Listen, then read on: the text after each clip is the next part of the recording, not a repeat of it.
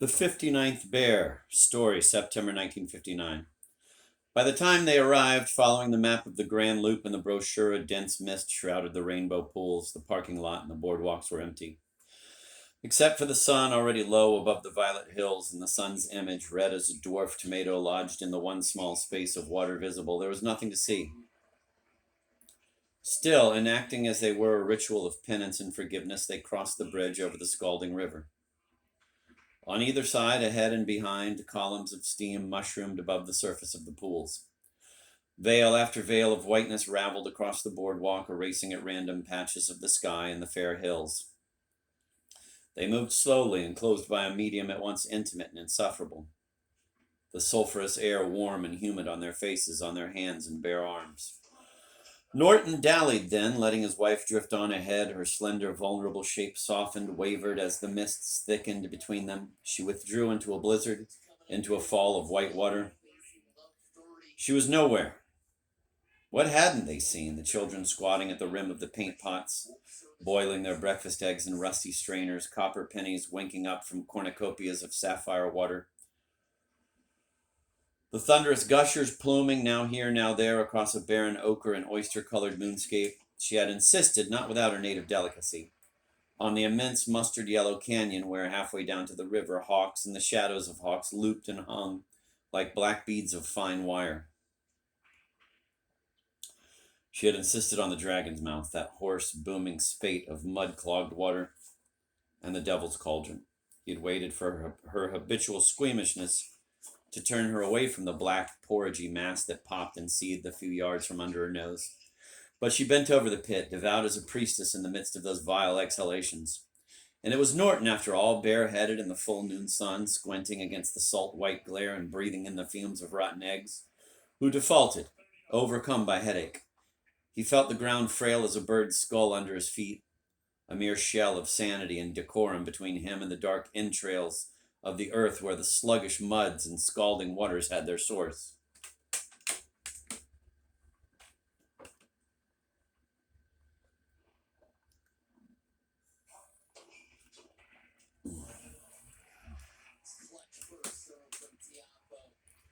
To top it off, someone had stolen their desert water bag, simply pinched it from the front fender of the car while they were being elbowed along by the midday crowds on the boardwalk. Anybody might have done it. That man with the camera, that child, that negress in the pink sprig dress.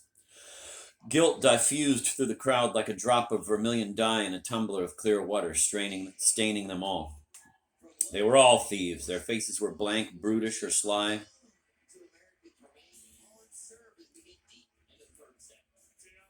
Disgust curdled in Norton's throat.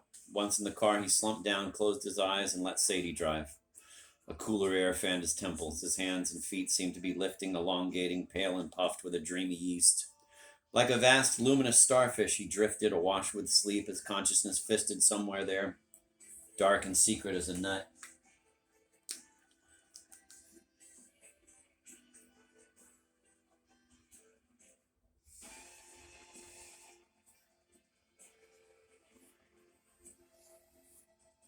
Thanks to Avalera, we can calculate sales stats on almost anything, anywhere automatically. Avalera. When the tax rates change, filing sales tax, managing exemption certificates, business license guidance. 56, Sadie said. Norton opened his eyes. They stung and watered as though someone had scoured them with sand while he drowsed. It was a fine bear, black-furred and compact, purposefully skirting the edge of the forest. To left and right, the tall, mottled boles of pine speared skyward, spreading out far overhead, their dark thatch of needles. Although the sun stood high, only a few splinters of light pierced the cool, blue-black mass of the trees. The bear counting started as a game on their first day in the park and continued still 5 days later. Long after they stopped listing license plates from different states and noticing when the mileage showed 4 or 5 or 6 identical figures in a row. Perhaps it was the bet that kept it going.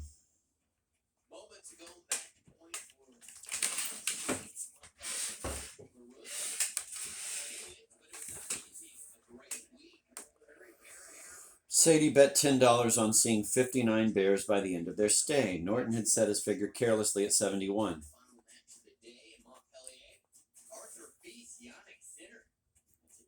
semifinal matchup. If you haven't seen Beast play, he's a star. Kid's only 18. He's got so much game, a lot of charisma.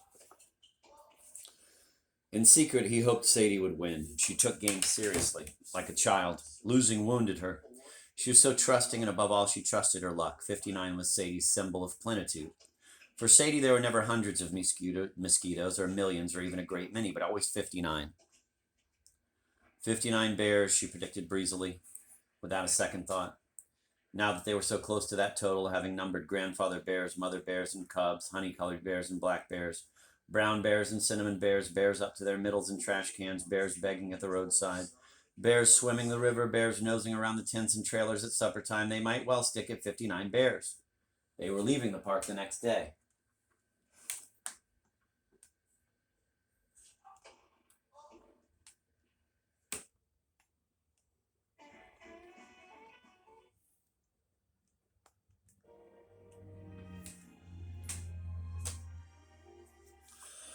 Away from the boardwalks, the spiels of rangers, the popular marvels, Norton revived a little, his headache withdrawn to the far edge of awareness, circled and stalled there like a thwarted bird.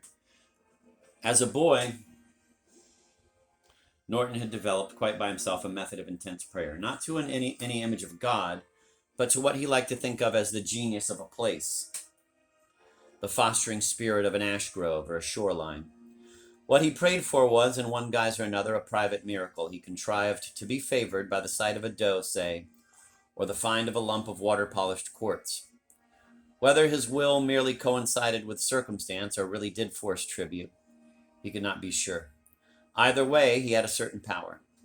Now lulled by the putter of the car and feigning sleep, Norton began to will toward him all the animals of the forest. The fog-colored, delicately striated antelope, the lumbering, tousled buffalo, the red foxes, the bears. In his mind's eye, he saw them pause, startled as by some alien presence in their deep thickets and noonday retreats. He saw them one by one turn and converge toward the center where he sat, fiercely, indefatigably willing the movement of each hoof and paw.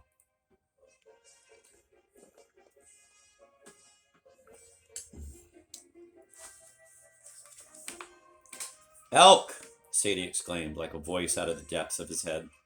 The car swerved to a halt at the side of the road. Norton came to with a start. Other cars were pulling up beside them and behind them. Timorous as Sadie was, she had no fear of animals. She had a way with them. Norton had come upon her once, feeding a wild stag blueberries out of her hand. A stag whose hooves could, in one blow, have dashed her to the ground. The danger simply never occurred to her. Now she hurried after the men in shirt sleeves, the women in cotton print dresses, the children of all ages who were crowding to the verge of the road as to the scene of an astounding accident. The shoulder dropped steeply to a clearing in a thick growth of pines. Everybody carried a camera, twirling dials, waving light meters, calling to relatives and friends above for fresh rolls of film. They plunged over the slope in a wave, slipping, lapsing, half falling in an avalanche of rust-colored pine needles and loose turf. Great-eyed, kingly under the burden of their spreading, dark-scalloped antlers, the elk knelt in the damp green bottom of the little valley. As the people came charging and crying toward them, they rose with a slow, sleepy amazement and moved off, unhurried and detached, into the pathless wood beyond the clearing. Norton stood on the top of the slope with a quiet, insular dignity. He ignored the people around him, disgruntled now and barging about noisily in the underbrush. In his mind, he was forming an apology to the elk. He had meant well. "I didn't even have time for a shot," Sadie was saying at his elbow. "It was pitch dark down there anyway, I guess." Her fingers closed on the bare flesh of his upper arm, soft-tipped as limpets. "Let's go see that pool, the one that comes to a boil every 15 minutes. "You go," Norton said. "I have a headache, a touch of sunstroke. I think I'll sit and wait for you in the car." Sadie did not answer, but she ground the car into gear with an unmistakable wantonness, and Norton knew he had disappointed her. A short while later, with a sense of approaching storm, Norton watched Sadie stalk away from the car in the peaked straw hat with the red ribbon bow under the chin, her underlip set, pink and glistening in a grieved pout. Then she passed with the line of other tourists over the glaring white horizon. Often in daydreams, Norton saw himself in the role of a widower, a hollow-cheeked, Hamlet-esque figure in somber suits, given to standing, abstracted, ravaged by casual winds on lonely promontories and at the rail of ships. Sadie's slender, elegant white body embalmed in a kind of bas-relief on the central tablet of his mind. It never occurred to Norton that his wife might outlive him. Her sensuousness, her simple pagan enthusiasms, her ability to argue in terms of anything but her immediate emotions, This was too flimsy, too gossamer stuff to survive out from under the wings of his guardian ship. As he had guessed, Sadie's jaunt on her own was anything but satisfactory. The pool boiled up right enough, a perfectly lovely shade of blue, but a freakish shift in wind flung the hot steam in her face and nearly scalded her to death. And somebody, some boy or group of boys, had spoken to her on the boardwalk and spoiled the whole thing. A woman could never be alone in peace. A solitary woman was a walking invitation to all sorts of impudence. All this, Norton knew, was a bid for his company, but since the incident of the water bag, a revulsion for the crowds of tourists had been simmering at the base of his skull. When he thought of going a great distance from Olympus, pushing a child into a steaming pool, punching a fat man in the belly, his headache stabbed back out of the blue like a vulture's beak. "Why don't we leave the rest till tomorrow," he said. "Then I'd feel up to walking around with you. Today's our last day." Norton couldn't think of an answer to that. It was only when they passed the 57th bear that he realized how upset Sadie was. The bear lay stretched into the road ahead of them, a ponderous brown sphinx occupying a pool of sunlight. Sadie could not have missed seeing him. She had to pull out into the left lane to get around, but she set her lips and said nothing, accelerated and shot them past a bend in the road. She was driving recklessly now. When they came to the junction near the Great Rainbow Pool, she drove by so fast that a group of people about to cross the road jumped back in alarm, and the ranger with them yelled out angrily, "Hey, slow down there!" A few hundred yards beyond the junction, Sadie began to cry. Her face puckered up and her nose reddened. Tears streamed into the corners of her mouth and over her chin. "Pull up," Norton ordered at last, taking the reins in hand. The car bumped off onto the shoulder of the road, bucked once or twice and stalled. Sadie collapsed like a rag doll over the steering wheel. "I didn't ask anything else," she sobbed vaguely. "All I asked was the pools and the springs." "Look," Norton said, "I know what's the matter with us. It's about 2 o'clock and we've been driving around 6 hours without a bite." Sadie's sobs quieted. She let him untie her straw hat and stroke her hair. "We'll go along to Mammoth Junction," Norton went on, as if he were telling a soothing bedtime story. "And we'll have hot soup and sandwiches and see if there's any mail. We'll climb all the hot springs and stop at all the pools going back. How's that?" Sadie nodded. He felt her hesitate for a second, then she blurted, "Did you see the bear?" "Of course I saw the bear," Norton said, hiding a smile. "How many is that now?" 57. With the waning of the sun's force, the pleasant, pliable shape of Sadie's waist and the crook of his arm, Norton felt a new benevolence toward humanity bloom in him. The irritable flame at the base of his skull cooled. He started the car with a firm, complacent mastery. Now Sadie strolled, well-fed and at peace, a few yards ahead of him, invisible, swathed in a mist, but surely his as a lamb on a leash. Surely his as a lamb on a leash. Her innocence, her trustfulness endowed him with the nimbus of a protecting God. He fathomed her and clothed her.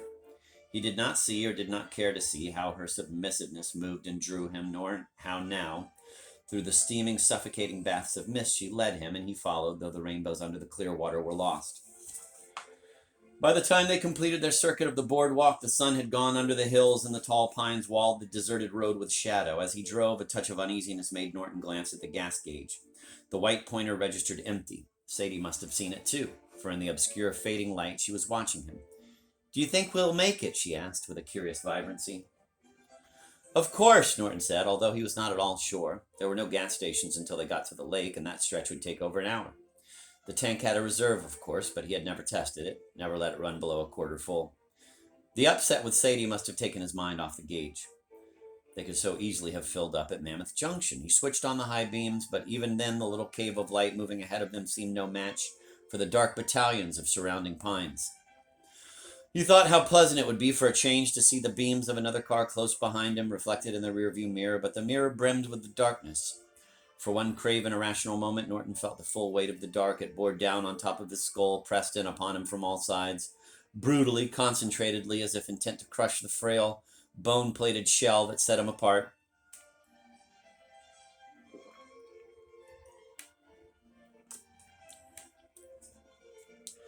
Working to moisten his lips, which had gone quite dry, Norton started to sing against the dark, something he had not done since childhood. "You wandering boys of Liverpool, I'll have you to beware. When you go hunting with your dog, your gun, your snare." The plaintive cadences of the song deepened the loneliness of the night around them. "One night as I lay on my bunk, a-dreamin' all alone, suddenly like a candle in a draught." Norton's memory flickered. The words of the song blacked out, but Sadie took it up. I dreamt I was in Liverpool, way back in Marleybone. They finished in unison, with my true love beside me and a jug of ale in hand, and I woke quite broken-hearted, lying off Van Diemen's Land. Forgetting the words disturbed Norton. He had known them by heart, surely as his name. His brain felt to be going soft.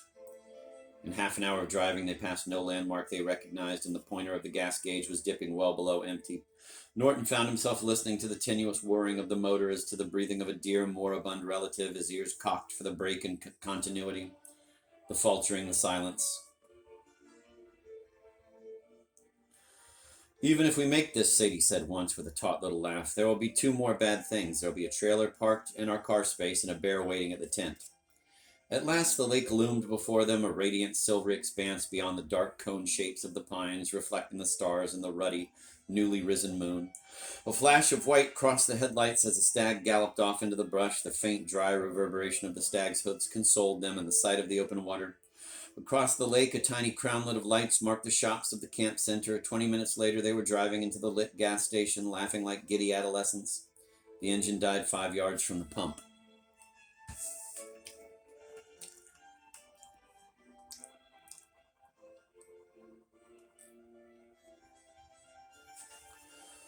Norton hadn't seen Sadie so gay since the start of their trip. Sleeping out even in state parks among the other tents and trailers unnerved her. One evening, when he had walked off along the lake shore for a few moments, leaving her to finish up the supper dishes, she had become hysterical. Run down to the shore with her dish towel, waving and calling, the blue shadows thickening around her like water until he heard her and turned back.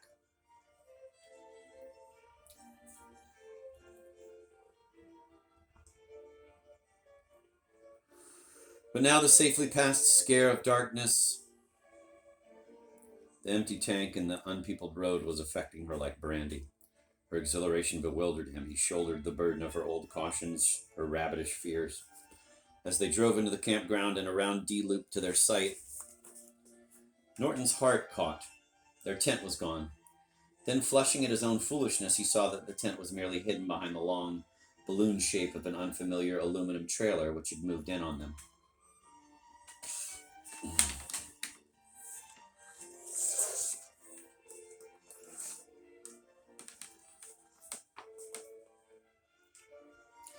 He swung the car into the parking space behind the trailer, the headlights fixed on a dark, mounded shape a few yards from their tent. Sadie gave a low, exultant laugh. 58! Distracted by the bright lights or the noise of the engine, the bear backed away from the garbage can. Then in a cumbersome lope, it vanished into the maze of darkened tents and trailers. Usually Sadie did not like to cook supper after dark because the food smells attracted animals. Tonight, though, she went to the camp ice chest and took out the pink fillets of lake trout they caught the day before.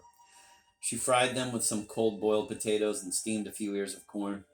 She even went through the ritual of mixing Ovaltine by the yellow beam of their flashlight and cheerfully heated water for the dishes.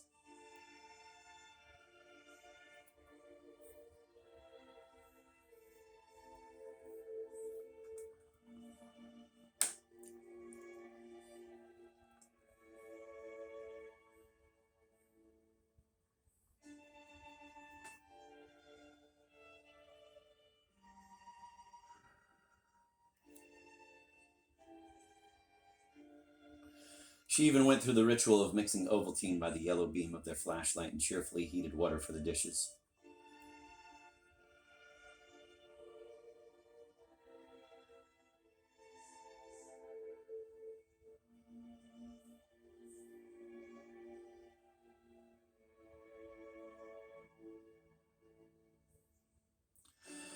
To make up for the loss of the water bag and his carelessness about the gas tank, Norton was especially scrupulous about cleaning up. He wrapped the remains of the fried fish in wax paper and stored it in the back seat of the car, along with a bag of cookies, some fig Newtons, and the ice chest. He checked the car windows and locked the doors. The trunk of the car was packed with enough canned and dry goods to last them 2 months. He made sure that was locked. Then he took the bucket of soapy dishwater and scrubbed down the wooden table and the 2 benches. Bears only bothered messy campers, the ranger said, people who littered food about or kept food in their tents. Every night, of course, the bears traveled throughout the camp from garbage can to garbage can foraging. You couldn't stop that. The cans had metal lids and were deep in the ground. But the bears were sly enough to flip up the tops and scoop out the debris, rummaging through wax paper and cardboard cartons for stale bread crusts, bits of hamburgers and hot dogs, jars with honey or jam still glued to the sides, all the prodigal leavings of campers without proper ice boxes or storage bins. In spite of the strict rules, people fed the bears too, lured them with sugar and crackers to pose in front of the camera, even showed their children under the bear's nose for a more amusing shot.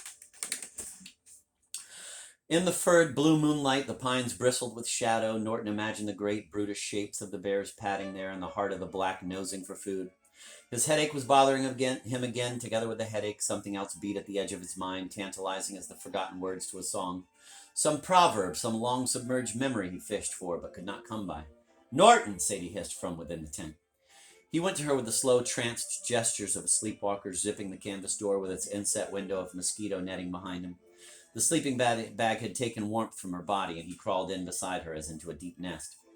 The crash woke him. He dreamed at first, the tearing smash, the after-shattering tinkle of glass, then woke, with a deadly clear head, to hear it going on still, a diminished cascade of bells and gongs. Beside him, Sadie lay taut. The breath of her words caressed his ear. "My bear," she said, as if she had called it up out of the dark. After the crash, the air seemed unnaturally quiet. Then Norton heard a scuffling in the vicinity of the car. A bumping and clattering set in, as if the bear were bowling cans and tins down an incline. "It's got into the trunk," Norton thought. "It's going to rip open all our stews and soups and canned fruits and sit there all night, gorging." The vision of the bear at their stores infuriated him. The bear was somehow at the root of the filched water bag, the empty gas tank, and, as if that were not enough, he would eat them out of 2 months' supplies in a single night. "Do something," Sadie huddled down into the nest of blankets. "Shoo him away," her voice challenged him, yet his limbs were heavy. Norton could hear the bear snuffling and padding along beside the tent, the canvas luffed like a sail.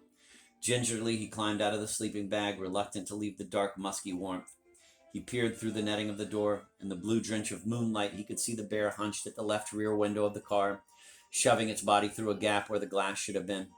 With a crackle, like the fisting of a ball of paper, the bear brought out a little bundle of straw and trailing ribbons.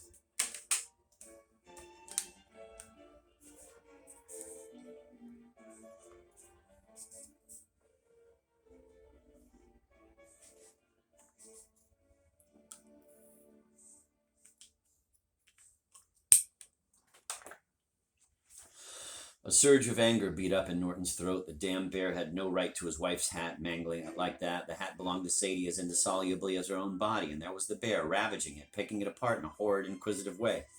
"You stay here," Norton said. "I'm going to drive that bear off." "Take the light, that'll scare it." Norton felt for the cold, cylindrical shape of the flashlight on the floor of the tent, unzipped the door, and stepped out into the pale blur of moonlight.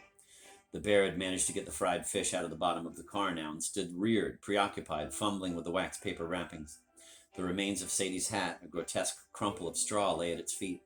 Norton aimed the beam of the flashlight straight at the bear's eyes. "Get out of here, you," he said. The bear did not move. Norton took a step forward. The shape of the bear towered against the car. Norton could see in the glare of the light the jagged teeth of glass around the hole gaping in the car window.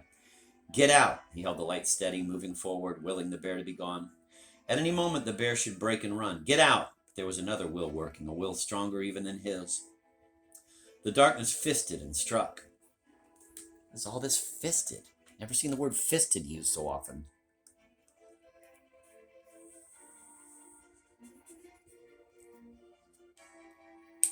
The darkness fisted and struck. The light went out. The moon went out in a cloud. A hot nausea flared through his heart and bowels. He struggled, tasting the thick, sweet honey that filled his throat and oozed from his nostrils. As from a far and rapidly receding planet, he heard a shrill cry of terror or triumph, he could not tell. It was the last bear, her bear, the 59th.